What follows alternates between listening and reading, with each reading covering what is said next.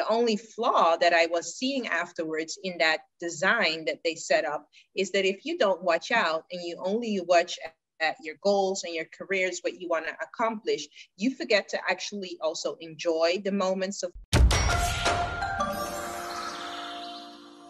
Well, welcome everyone to another episode of Next Level Lifestyles, where we connect you with various locations, realtors, and lifestyles worldwide. And today I am so excited. We have Candy Hazel with KW Aruba. Good morning, Candy. Good morning. Good morning. So happy to have you here today. I'm so happy to be here too. It's nice to get a moment to share. Oh my gosh. This is what it's all about, connecting and sharing and having great synergy. And before we get into the show, I just want to share with everyone a little bit about, first off, how you and I got connected. And then I also want to share with everyone kind of your background. Yeah. So I saw a post, Amina Blake, who is an amazing woman here in that leads KW in West Hartford, Connecticut. She is just such a powerhouse. And I saw that she was on vacation in Aruba. And, you know, she's like, oh, I'm just visiting Candy here in Aruba, KW. I'm like, oh my gosh, you know? And I just reached out to Candy. I'm like, Candy, like, I would love to connect with you. I love meeting people from other countries, especially realtors, because we're in every corner of every part of the world. And then I was like, hey, do you want to connect? And now here we are. I'm so happy that I got the opportunity to be able to talk to Amina. I was following her also on social media when I joined KW. I saw that she had a great platform and some of the stuff that learning tool for us here. And yeah, we're not at that level as yet, but we're trying to get there. So it's nice to see some of the other agents that are just a little more ahead with technology. So it was such a great honor to be able to meet her and just to share how things are going and show her some of the amazing properties we have here on the island. Lifestyle in the Netherlands versus in Aruba, and how you said like, wow, I wanted to see, you know, why maybe you wanted a different lifestyle, right? Maybe it was just calling you home. It's all about that first trip. It really is all about that first trip. I didn't know what I was missing until I came here for the first time. And for me, at the end of the day, why I kept coming back and I eventually lived here was I missed not being able to have the ease of going to see my family whenever I wanted. So, I don't have nothing to do. There's nothing on Netflix. I'm just going to swing by my dad. I'm just going to swing by my aunt. And I couldn't do that in Europe. So in Europe, I was living a very isolated, career-orientated life. Everything was work. Everything was personal growth, which is great. But I didn't really have a life or a social life. So for me to be able to connect so deeply with my family, that meant a lot to me. It had such a huge impact also on the lives of my kids. So for me to have Christmas dinner with 20 to 25 people versus to sit alone in Europe with just me and my kids, and that was, you can't compare. You just want to have that company, because even if you don't have a lot of family members here, people really try to organize family events. And those is things that I didn't used to have living in Europe. My mom was living in Europe, but if I would see her, she also lived in Europe for such a long time. We'll make an appointment. Maybe next month I'll see you, and she'll come by for an hour, 2 hours, and then she would leave again. Her husband is also Dutch. So for her, she kind of integrated in how they lived there versus here. It's more welcoming, it's more warm, and that's what really touched my heart. I think for myself also, it made me reflect on how I view life. When you live in Europe, we're trained, especially if you go to college there, to focus on your future, focus on your career. You have to have a 5 years plan, a 10 years plan. So they expect you to look ahead into your future, what it is that you want to do, so you can try to accomplish some of these goals. I mean, for a young professional, that is amazing. That is great, because they're giving you like a guideline how to prepare yourself, how you want to shape your future. And if you shape it correctly, you can see the results of all the hard work that you put in.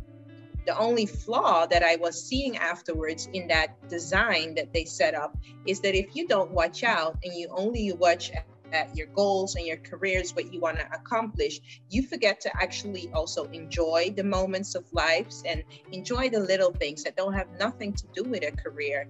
Just being happy and being able to share moments with family members. I remember working there and sacrificing a lot of my free time with my degrees and working extra hours just to get that extra experience, that extra skill, and not being home. At the time when I was married with my husband, also with the kids, it was also putting like a strain on the relationship because I was just working so much. In my mind, I had to accomplish certain things to meet my timeline that I had set out. And even though I had kids, I didn't want to step back and work less and do less because then I would not have accomplished it in the time frame that my schedule was made in. So it was very hard when I came here to just accept, okay, life is not only about a schedule and it's not only about a career, because I had a career, but my kids were in the daycare. I had other people raising my kids. I'm not an active role into their life because you cannot be both. We try to tell yourself that you want to be both, especially being a woman, but why you cannot be both? I cannot work more than 40, 48 hours a week, going into 50, 56 hours and still expect to be actively there and have this big role in my kids' lives and in their morning routine if I'm rushing. That's right. Because I'm rushing to be on time. I'm rushing to make this appointment. I'm rushing to do that extra thing. So I had to learn to make sacrifices and choices. And that was so hard because it was like, that's not fair. Not because I'm a woman. Why do I have to always work part-time? And why do I have to give in? So you have to find that balance. And I was not really finding it in Europe because there was too much that I wanted to do. So I wasn't giving myself a chance to also be part of my kids' life and my family's life. It was like a height in my career, one of the heights, yeah. But then I was at the bottom of my life. You know, like my health was awful. My relationships, I would sacrifice everything for that. I would sacrifice everything around me, all the, you know, close relationships to be able to serve people. So what I learned was we need to learn how to serve without dis-serving ourselves. You know, exactly. It's like being on an airplane, you know, put the mask on yourself first before you put the mask on others. So my passion and like part of what this podcast is about is helping people, whether it's agents or clients, number one, realize and accomplish their dreams through real estate. Whether they're helping people buy or sell, or, you know, someone that's like, I want to relocate, I want to realize my dreams, you know, but I'm afraid to make that move. And just showing people that there are different ways that you can live your life and have a good quality of life and have good balance. And I don't know all the secrets yet, but I've made it my mission to help others because I was almost at burnout, you know, right. And it's like, it's a real thing. And I had to pick myself up and be like, what's important? Like, you know, my voice is raspy now, Candy, but I didn't have a voice. I would be talking and my voice would just stop because I was so out of whack as far as like taking care of myself. And that just shows to like, okay, what's most important, Alexa? So exactly. Right. I recognize that. So, and I'm so glad that you just pointed that out as well, because sometimes we underestimate it, especially we trying to say like, oh, it's not that bad. Or as a woman, maybe, you know, I should just do that extra or go that extra mile. So it also looks that we can do it. But you could just have to always remember yourself and remember to just not limit yourself, but not go over your limit. And that is something I also had to learn. It's okay to be tired. It's okay to say no. It's okay to say, okay, today's for my kids, today's for the family, and tomorrow I will do it. You cannot do it all the way that you have it envisioned. So you have to find that balance. And that is something really that I learned here in Aruba, because in the Netherlands, I would just keep going and going and going. And I'm seeing myself going backwards physically because my body is telling me it's enough. You need more sleep. You need to take time to eat a little better and healthier. You're not taking in enough nutritions, but you're going full speed. And I'm not listening because I want to keep going and going. Awesome. Well, Candy, it's been such a pleasure. Is there anything else that we need to cover? Any last thoughts? I think one more thing I do want to share also with the people that are listening, despite that the island is very small, we have a very international outreach to different countries all over the world. We even have people from Iran here, Arabic people. It's amazing to see all those different cultures. And because it's such a wide range of different cultures. I just want people to be aware there's also great investment opportunities here business-wise.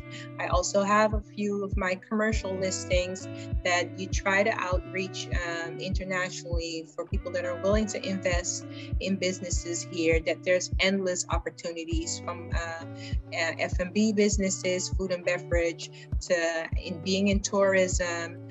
We have car rental options. There's a lot of stuff that people can do here to still say, okay, if it's not only real estate, there's other real estate options that also come with a business. So we do have business owners that say, okay, I either want to downsize or relocate, so I'm just selling the whole business with the property, the staff, and the running operational business and permits and shares. So it's turnkey investment for somebody to just be able to dive in there. So that's good for them to know. It's so great. And that being said, any realtors that are listening, know that Candy is happy to connect, because let's be real, there's so many international opportunities, like you said. Yeah. And the more as realtors we can network with one another and share and, you know, share what everyone's doing and, you know, properties available, just opportunities available, I think is just so key. So I think we covered it, Candy. What do you think? Yes, I do. And I'm really happy that I was able to share with everyone. And I'm so glad to finally meet you, Alexa. It's so great to be on the show and be able to share with everyone how everything is going here. Thank you. Thank you so much. And that being said, thank you all for listening to another episode of Next Level Lifestyles with Candy Hazel with KW Aruba. Thank you so much.